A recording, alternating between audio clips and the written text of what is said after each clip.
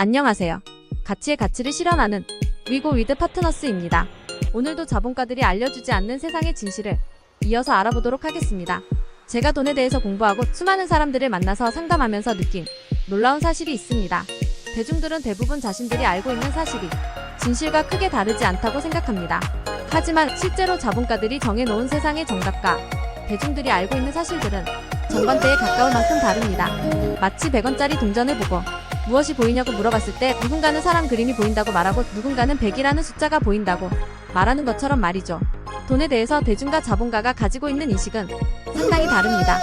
몇 년 전 한 언론에서 1000만 원이 생기면 무엇을 할 거냐고 설문조사를 한 적이 있습니다.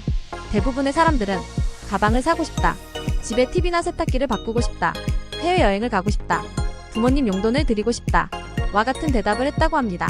즉 대중들의 돈에 대한 인식은 소비, 돈은 쓰는 것이다 라고 생각한다는 것입니다.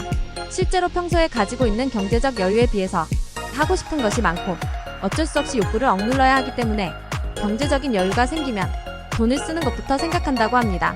중산층들에게 똑같은 질문을 던져보면 삼성전자 주식을 사고 싶다, 비트코인을 사고 싶다, 금이나 엔화를 사겠다 라는 대답을 많이 한다고 합니다. 이들은 돈을 불리는 것으로 인식한다고 합니다. 대중보다는 조금 더 정답을 가까이 인식하고 있고 경제적인 여유가 생겼을 때의 좋은 점을 알고 있기 때문에 빨리 돈을 불려서 부자가 되고 싶어 합니다.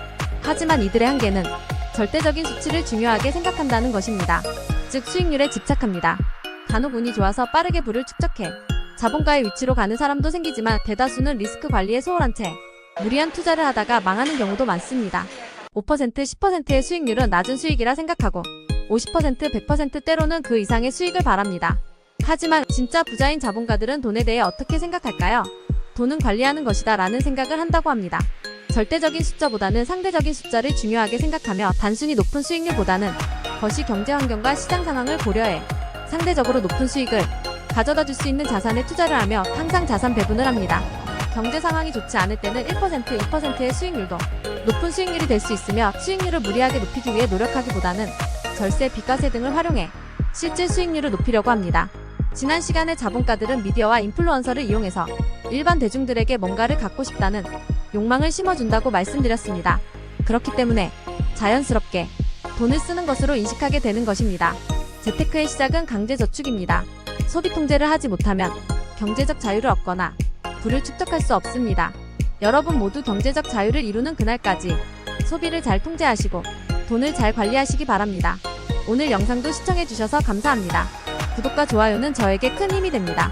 응원하는 마음으로 구독과 좋아요, 댓글 꼭 부탁드립니다.